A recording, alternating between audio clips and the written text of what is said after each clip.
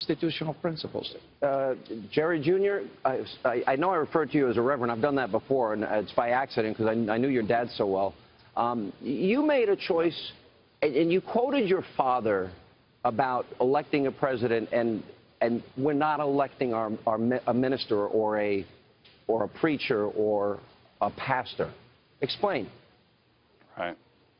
Well, I spent the better part of my adult life, Sean, working to make Liberty University the world-class Christian university that it was envisioned to be. And we spent many years barely surviving financially. Dad and I would spend many weekends on the phone begging and borrowing from donors and lenders to get the money to cover the paychecks that had gone out the Friday before. But we brought in the best professionals, the best attorneys, the best accountants, the best financial management, regardless of whether they shared our faith. And that's what it took to turn Liberty University around. And now it's become one of the most prosperous and successful Christian universities in the country. Yeah. And it's just the same as a parent who has a desperately sick child who looks for the best doctor, not necessarily the doctor that shares their faith.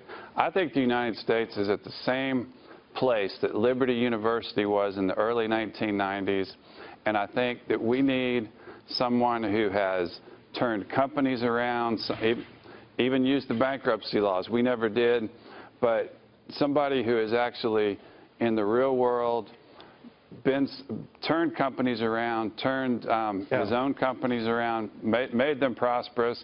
I think that's what this country needs, and so I think we're I agree with Rafael Cruz, who I respect very much, that we're at a crossroads, but I think the crossroads is we're about to lose our economic, our stature in the world, and I think we're on the verge of becoming a third world country. What's your reaction? At some point. Well, it is, first of all, it is so great to hear from Jerry. I knew his father. His father was a man of principle, a man of deep conviction, a man that would not compromise his values or his principles. During the 1979, I was part of the Religious Roundtable. We worked together with Moral Majority to mobilize millions of people of faith to help elect Ronald Reagan. But we see in these elections, there's so many evangelicals that stay out of the voting process. Is that going to happen this year? I don't think so. Unfortunately, for the last 50 years, the church, the people of faith, have stayed away from the political process. And their reasoning is, politics is a dirty business. I don't want any part of it. Well, it is a dirty business because people of principle have not been running for office, and people of principle have not been voting for people of principle. So it becomes our fault. So actually, for the last few years, I've made it a concerted effort to talk to pastors, priests, rabbis, and motivate your congregation. And motivate them to be involved in the civic society. Last word, Jerry Falwell Jr.